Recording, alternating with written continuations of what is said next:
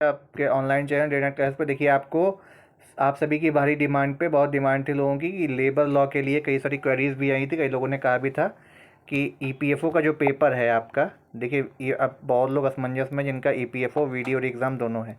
देखिए सिलेबस में अंतर क्या है, देखिए जीके जीएस और करंट ये दोनों में आना है, इसके अलावा कॉमन कुछ नहीं है। ईपीएफओ के लिए आपको लेबर लॉ अकाउंटिंग प्रिंसिपल अलग से पढ़ना है, जबकि वीडियो में आपको रीजनिंग पढ़नी है। ईपीएफओ में आपको इंग्लिश और मैथ पढ़नी है।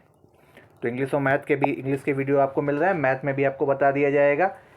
लेकिन इससे पहले आप जीएस अपनी कवर करिए, जीएस और इंग्लिश, क्योंकि 20 नंबर आपके कहाँ रखे हैं इंग्लिश में, कम से कम 15 तो इसको आप इसमें कर ही सकते हैं, ईजी आती है। और उसके बाद आपका जो जीएस का पोर्शन है उसमें कम से कम आपको 35-30 नंबर उसमें भी रखने पड़ेंगे।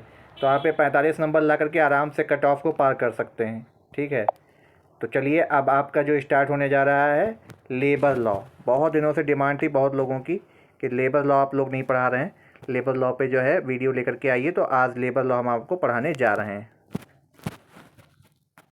देखिए अब आपको जो है लेबर लॉ की क्लॉज मिलने जा रही है। इसमें देखिए हमने क्या किया है, जो लेबर लॉ आपका थोड़ा सा ओवरव्यू दिया है, उसके बाद लेबर लॉ आपको सीधे 1948 का हमने कराया है, जहाँ से क्वेश्चन सीधा आता है। कई सारे चेंजेस भी हो गए हैं।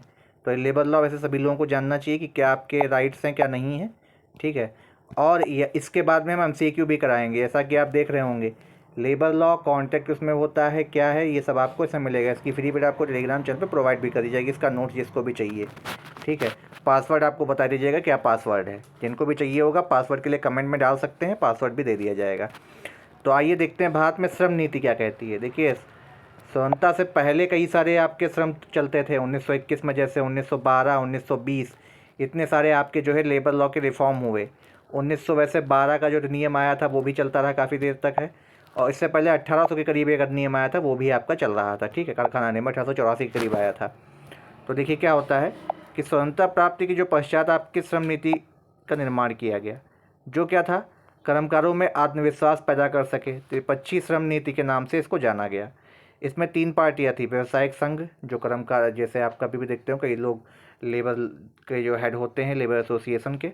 ठीक है, फिर नियोजक और देन आपकी गवर्नमेंट आती है। ठीक है, तो इस प्रकार के प्रयास में प्रतिनिधि का कार्य सलाह सुझाव देने तक ही सीमित था। तीनों पक्षों में सरकार अधिक महत्वपूर्ण थी। फिर होता क्या है, फिर कई सारे सम्मेलन होते हैं, उनमें भागीदार बनने के लिए विधानों पर बल दिया गया। तो 1958 के 16वें श्रम सम्मेलन में एक निर्णय लिया गया कि अनुशासन संहिता के प्रयोग को स्वीकारा गया और तहत अवपीड़न और उत्पीड़न जैसी क्रियाओं का सहारा ना लिया जाए। अंततः हड़ताल या तालाबंदी को त्याग कर शिकायत प्रक्रिया को स्वीकारा जाए।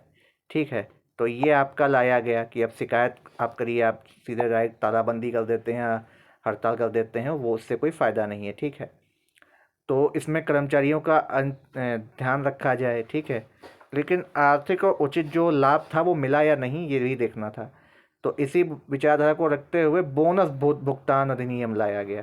तो अगर आपसे पूछा जाए बोनस कब आया था, बोनस अधिनियम 1965 में को संसद में जो है पारित किया गया। इसमें क्या था कि राज्य को परिवर्तन एवं कल्याणकारी कार्यक्रमों के लिए प्रेरित करने के लिए अभिरक्षकों के रूप में मान्यता देना, शांतिपूर्ण विरोध प्रदर्शन के अधिकार को मान्यता देना, कर्मकारों की स्थिति को ऊंचा उठाना, त्रिपक्षीय सलाहकार मशविरा प्राथमिकता देना, नियोजक एवं नियोजित के भी भागीदार को बढ़ावा देना, मानदंड और सामाजिक सुरक्षा सुनिश्चित कराना, आपसी समझौता और सौदेबाजी ऐच्छिक विवेचन को प्रोत्साहन देना, कमज़ोर को जो है न्याय दिलाना, राज्य के द्वारा उचित उपचार दिलाना कमज़ोर पक्ष को, उत्पादन एवं उत्पादकता को बढ़ावा देना, विधानों का समुचित प्रवर्तन। तो ये था आपका श्रम नीति लाने का मेन कारण। अब होता क्या, देखिए समस्याएं क्या होती हैं।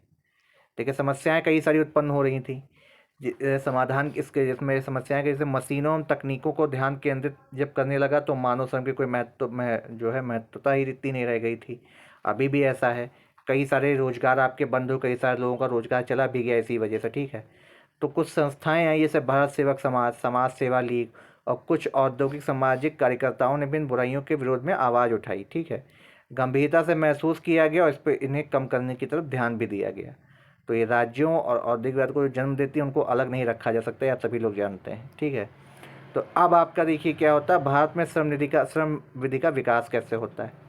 अब देखिए होता क्या है, औद्योगिकीकरण जब आपका पहली आपकी पंचवर्षीय योजना आती है। उसके बाद दूसरी से जो है ज़्यादातर औद्योगिकरण पे ध्यान दिया जाने लगा था। तो अरे निर्माता देश बन चुका था, लेकिन ब्रिटेन के टाइम क्या था, वो सदैव निरुत्साहित किया उन्होंने, कि उन्होंने क्या किया कि यहाँ के कच्चे माल का उत्पादन करके भारतीयों केवल इसी योग बनाया कि वे कच्चे माल का उत्पादन करते रहें। मतलब रॉ मटेरियल हम आपसे ले करके, अब होता क्या है, यहीं का खादी आपको सबसे बता दें, जो यहाँ का खादी ले करके इंग्लैंड में वो कपड़ा बस बनवाते हैं पीटर इंग्लैंड के नाम से, और उसी की ब्रांड वैल्यू करके आपको एक शर्ट जो आप 500 में यहाँ या 1000 रुपये में लेंगे, वो आपको सीधा 5000 पे वो बेचते हैं। तो ये उनकी मार्केटिंग है, वो आज भी वो स्किल में कामयाब भी हैं। ठीक है। स्वदेशी आंदोलन भारत की जनता से स्पष्ट आग्रह किया गया कि विदेशी माल का बहिष्कार करें, स्वदेशी माल का प्रयोग करें। इससे क्या हुआ, आर्थिक संकट उत्पन्न हो गया और औद्योगिकरण की एक तरफ जो है, अब देखिए आसाम का रोपड़ जो है विधायी नियंत्रण के अधीन लाया गया। क्यों? क्योंकि यहाँ पे कई सारे ऐसे कर्मचारियों की नियुक्तियाँ व्यावसायिक भर्ती करने वाले लोग किया करते थे। देखिए चाय बागान यहाँ पे था, इस वजह से यहाँ पे लाना ज़रूरी था। चाय बागानों से बाहर जाने की अनुमति नहीं दी जाती थी। स्वतंत्र भारत में इसकी ओर ध्यान दिया गया, संविधानों में इसके लिए आपका कई सारे उपयोग भी बनाए गए, आपके निर्देश बनाए गए, आर्टिकल्स बने हैं। जैसे आपका आर्टिकल 39 का ए क्या कहता है, इक्वल वर्क इक्वल पे। ये आपका आर्टिकल 39 का ए है, इक्वल वर्क इक्वल पे। ये आप सभी से पूछा भी जा सकता है, तो इसलिए पॉलिटी का भी यहाँ पे अहम रोल होने वाला है।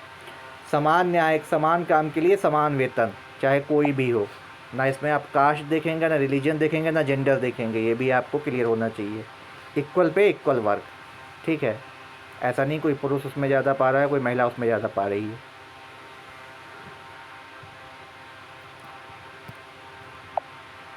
अब आज के औद्योगिक उपक्रमों में कर्मकार की महत्वपूर्ण भूमिका है। क्या?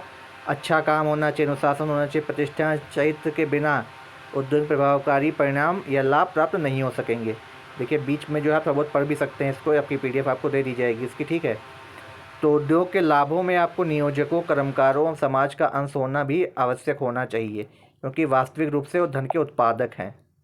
ठीक है। अब देखिए क्या है, अब औद्योगिक जो न्याय निर्णय का दायित्व यहाँ पे क्या आ जाता है, देखिए इनका निर्णय का दायित्व ये आ जाता है कि पंचायत श्रम नीति जो आपकी आई थी, उसमें देखिए क्या किया कि राष्ट्रीय आमदनी को बढ़ाया जाए, राष्ट्रीय आमदनी को लोगों में बराबर बांटा जाए, इसे स्थिर रहना चाहिए, अर्थात अनियमित उतार चढ़ाव से मुक्त होना चाहिए। ये आर्थिक निर्णय जो आया था उसके प्रमुख सिद्धांत थे। अब सिद्धांतों के बारे में अगर बात कर ली जाए तो औद्योगिकरण को बढ़ावा देना सामाजिक और न्यायिक और आर्थिक तीनों तरीके से होना चाहिए। ठीक है। उद्योग में स्थायी शांति तभी कायम हो सकती है जब संघर्ष के वास्तविक कारणों को दूर करने का प्रयत्न किया जाए। ठीक है। उत्पादन के लिए श्रमिकों का पूर्ण सहयोग पाने के लिए दोनों प्रकार के सामाजिक और आर्थिक न्याय आवश्यक भी होते हैं। अब देखिए वही आ गया, समान कार्य के लिए समान वेतन, समान पुरुष स्त्री पुरुष को बराबर वेतन देना, अवसर की बराबरी देना सुनिश्चितता आपके लिए की जाए। ठीक है। संविदा की स्वतंत्रता पे आधारित भी किया गया, संविदा पे जो लोगों को रखा गया ये भी यहाँ से आपको मिलेगा। ठीक है। तो अब इसमें आपसे पूछा जा सकता है, जो आर्टिकल का क्वेश्चन बन रहा है कि क्या नीति निर्देशक तत्वों में भी वो बात है, बिल्कुल 39 का ए आपका राज्य के नीति निर्देशक तत्वों में ही है। ठीक है। तो DPSP यहाँ पे बहुत इंपॉर्टेंट रोल प्ले करता है, इसीलिए आपका राज्य को यहाँ पे कई सारे अधिकार दे दिए गए हैं। अब देखिए राज्य को क्या अधिकार दिए गए हैं, 1965 में जो रखा गया था, देखिए उचित मजदूरी मानदंड और सामाजिक सुरक्षा सुनिश्चित कराना था। ठीक है। आपसी समझौता करा देना, जैसे किसी भी वर्कर का कोई डिस्प्यूट है, मान लीजिए आप किसी पेपर मिल या शुगर मिल में वर्क कर रहे हैं। ठीक है। एग्जाम्पल के लिए आपको बता रहे हैं। ठीक है। तो वहाँ देखिए आपको सबसे पहले तो लेबर लॉ हमें चाहिए ही होगा, तो एक लेबर होंगे, उनकी यूनियन बनी होगी। उसके बाद आपके थोड़े से एग्जीक्यूटिव आएंगे जो आपका इन लेबर्स को देखेंगे। ठीक है।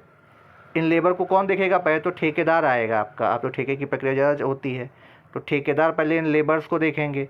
ठेकेदार के ऊपर एक इनकी यूनियन होगी, वो देखेगी, तो ये यूनियन को भी रिपोर्ट करते हैं, ठेकेदार को भी।